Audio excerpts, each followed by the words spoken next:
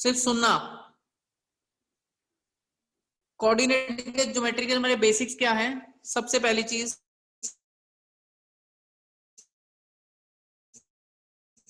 X axis का point क्या होता है? 0, y। इसके बाद मैं फॉर्मूला बताता हूँ कौन कौन से हमारे फॉर्मूले हैं। डिस्टेंस फॉर्मूला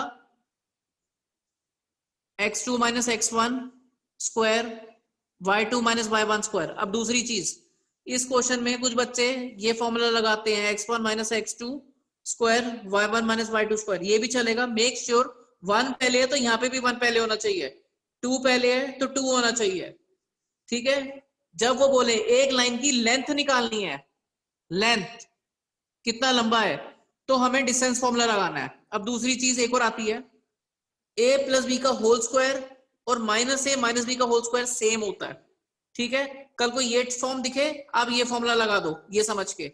अगर आ जाए इसका स्क्वायर, दोनों का मीनिंग एक ही है। इतनी बात क्लियर है? Yes sir.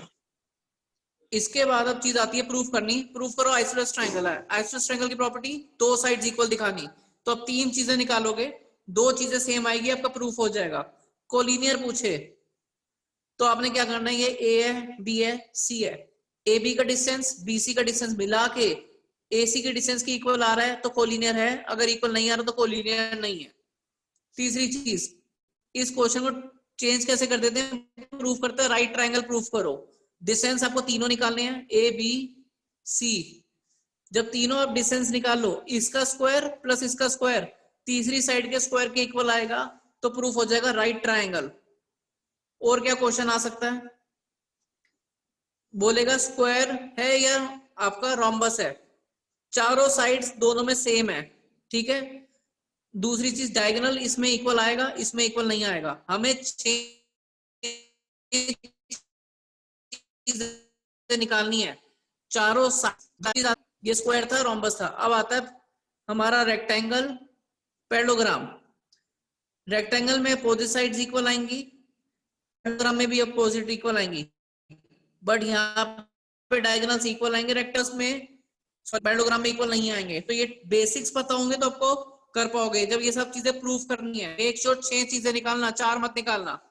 कहीं पे इक्विडिस्टेंस वर्ड आ जाता है कि ये नंबर इक्विडिस्टेंस है, जो नंबर पॉइंट कोऑर्डिनेट सबसे पहले दिया है वो ऊपर आएगा। मान लो 5,7 दिया है, फिर नीचे वाले में दोनों में इक्विडिस्टेंस लगाना है आपने। जहां तुम्हें वर्ड दिख गया इक्विडिस्टेंस, मतलब आपने डिस्टेंस फॉर्मूला लगा के कंपैरिजन कर लेना है। ठीक है।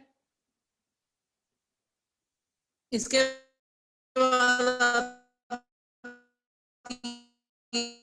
सर आपके चेक करता हूं एक सेकंड।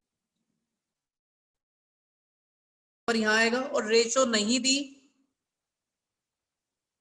अगर रेशो नहीं दी तो k:1 लेंगे। ठीक है। अगर वो एक्स एक्सिस में कटा है तो पॉइंट हमारा x,0 हो जाएगा। मान लो ए दिया 1,2, ये दिया 3,4। आपने लगाया फॉर्मूला, इस कंपेयर करेंगे, y को कंपेयर करेंगे। तो मैं 0 को कंपेयर करूंगा, हम x और k को कंपेयर नहीं कर सकते, 0 वाला कंपेयर करेंगे, k आएगा फिर पॉइंट निकालेंगे। तो हमेशा माइंड में रख लो, कल को अगर 0,y है तो फिर x को कंपेयर करेंगे। ठीक है। तो डिपेंड करता है 0 कहां है, जहां 0 उसको कंपेयर करेंगे। दिवांश एक मिनट पॉज कर ले।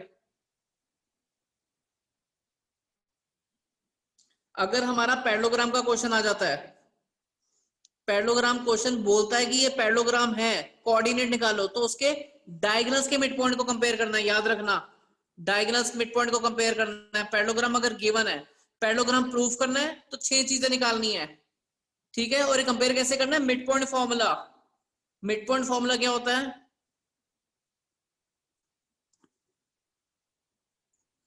इसका एक क्वेश्चन पैरेललोग्राम का आता है या फिर सर्कल के अंदर यूज होता है।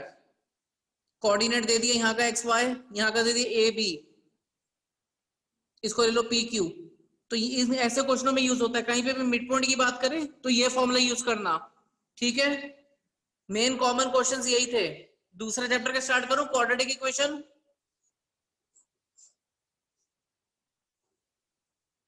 क्वाड्रेटिक इक्वेशन में 3 क्वेश्चंस मेन आते हैं, इक्वेशन कोई दी होगी, अगर हाईएस्ट डिग्री फाइनल में स्क्वायर है सर वो कर दो, फिर स्टार्ट, आगे बताऊं। क्वाड्रेटिक एक और बार बता देना।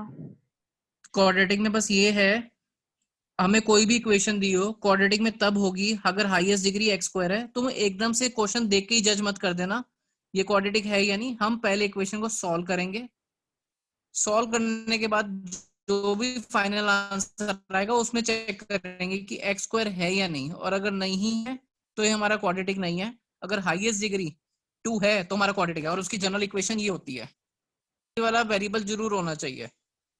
दूसरी चीज, आपके इसको छोड़ के और कौन से क्वेश्चन आएंगे, रूट्स फाइंड करने वाले। अगर तुम्हें नहीं लिखा कि किस मेथड से करना है, तुम्हें मिडिल टर्म स्प्लिटिंग से इजी लगे उससे कर लो, और अगर नहीं लिखा तो डी मेथड भी फॉलो कर सकते हो।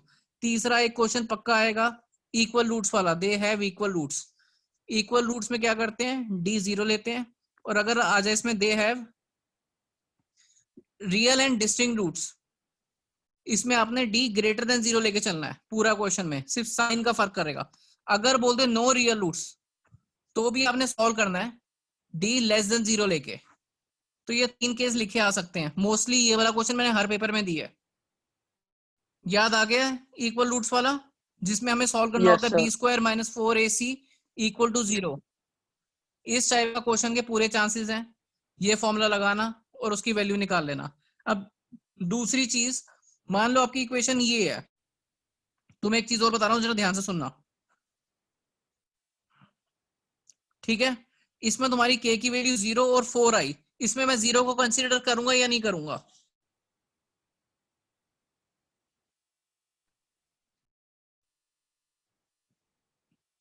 नो सर, सर नहीं करोगे कोई तो क्योंकि बोलो। सर फिर एक्स स्क्वायर नहीं होगा। अच्छा, हाँ, इस 0 को अगर मैं पुट करूं तो मेरी ये एक्स स्क्वायर वाली टर्म 0 हो जाएगी, तो इसलिए मैं इसको रिजेक्ट कर दूंगा। अगर ये k यहां ना होता, अगर इस k के बिना आगे इक्वेशन होती, तो मैं कंसीडर करता कि एटलीस्ट ये टर्म तो 0 नहीं हो रही ना, क्योंकि हाईएस्ट डिग्री सेम रहनी चाहिए 2 क्वाड्रेटिक इक्वेशन के टॉपिक में। तो जब 0 आए तो ये आपने सोचना है कि आपकी एक्स स्क्वायर वाली टर्म तो 0 हो जाएगी, ठीक है। कब रिजेक्ट करना है कब नहीं, ये आपको बेसिक चीज पता होनी चाहिए। क्लियर है? चलो दूसरी चीज, मैं पॉलिनोमियल्स के बेसिक्स बता रहा हूँ। मोस्टली बच्चे क्या गलती करते हैं, इक्वेशन मान लो ये दी हुई है, ठीक है, हमें बोलते हैं फाइंड करो alpha beta plus beta alpha, ये फाइंड करना है। बच्चे मान लो इसकी मिडिल टर्म स्प्लिटिंग करी, यहाँ पे 1 है, एक्स की वैल्यू -1 आई, एक ने बोला अल्फा एक ने बोला बीटा, और उठा के वैल्यू डाल दी कि वैसे वैल्यू डाल दी, तो ये चीज गलत हो जाएगी। कभी भी तुम्हें बोल दिया कि alpha beta are the roots, तो तुम्हें सिर्फ सम और प्रोडक्ट का ही यूज करना है। सम मेरा 2, प्रोडक्ट मेरा 1, समझा? ये गलती मत करना, सिंगल अल्फा सिंगल बीटा की वैल्यू डालना। कहीं पे भी लिखा गया alpha beta are the roots, तो आपने सम प्रोडक्ट से ही डालना है। मान लो उसको अपने ऊपर सॉल्व किया एलसीएम लेके, ये फॉर्मूला बना। अल्फा स्क्वायर बीटा स्क्वायर का फॉर्मूला मैं आपको लिखवा देता हूं, अगर आप भूल जाते हो तो। कल को अल्फा माइनस बीटा का स्क्वायर आ जाए, और कल को अगर एक और नंबर आ जाए अल्फा 4 बीटा 4, कभी नहीं देखा तो,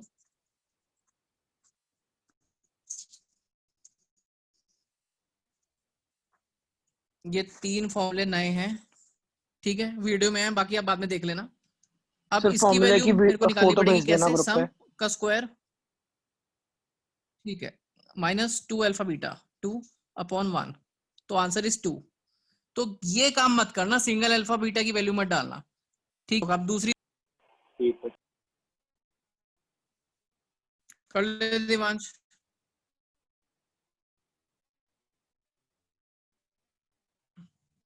एक चीज याद रख लो कि जब एक रूट दूसरे का रेसिप्रोकल है, आपने उस पर सॉल्व करना है प्रोडक्ट इक्वल टू 1। जब एक दूसरे का रेसिप्रोकल बोलता है, और जब नेगेटिव बोलता है कि एक रूट दूसरे का नेगेटिव है, तो आपने सम में 0 लेके सॉल्व करना है। जो भी इक्वेशन दी है यहाँ पे हो जाएगा c/a इक्वल टू 1, यहाँ हो जाएगा -b/a इक्वल टू 0। सर बहुत ब्लर। मेरा हाथ हिलता होगा ना, इस चक्कर में थोड़ा सा ब्लर हो जाता होगा। इतनी बात समझ आ गई कि प्रोडक्ट की बात करें तो c by a equal to 1 लेना है, सम की बात करें तो minus b upon a equal to 0 लेना है जब नेगेटिव बोलेगा। अब दूसरी चीज, कल को बोलता है कि एक रूट दूसरे का डबल है,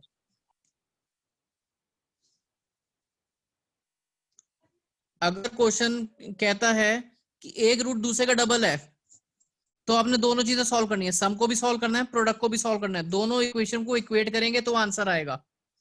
ठीक है, अब एक दूसरी टाइप बताता हूं। क्वेश्चन आता है,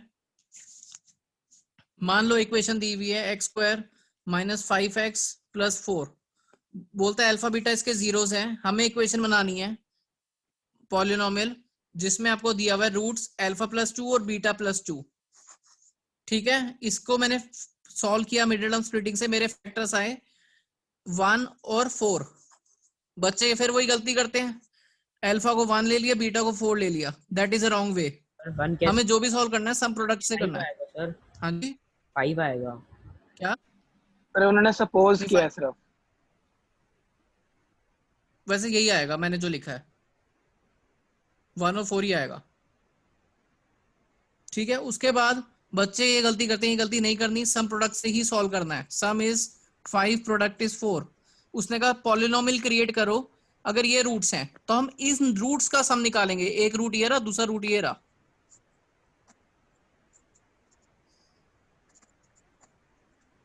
तो लॉजिक से करना, सिंगल सिंगल अल्फा बीटा की वैल्यू डाल के मत करना, वो गलत वे है। प्रोडक्ट इन दोनों का प्रोडक्ट, फिर उसमें इन वैल्यू को यूज करना है।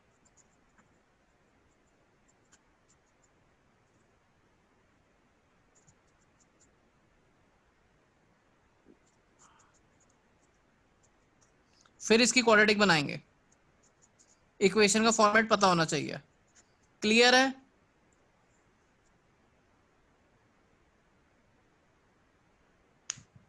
Yes sir. Sum of roots product के इक्वल है, तो बस ये इक्वेशन बना के इक्वेट करो। इसका मतलब होता है अल्फा इनवर्स बीटा इनवर्स का मतलब होता है 1 बाय अल्फा 1 बाय बीटा। तो बच्चे कहते हैं ये चीज आपने कभी कराई नहीं, इसका मतलब ये है।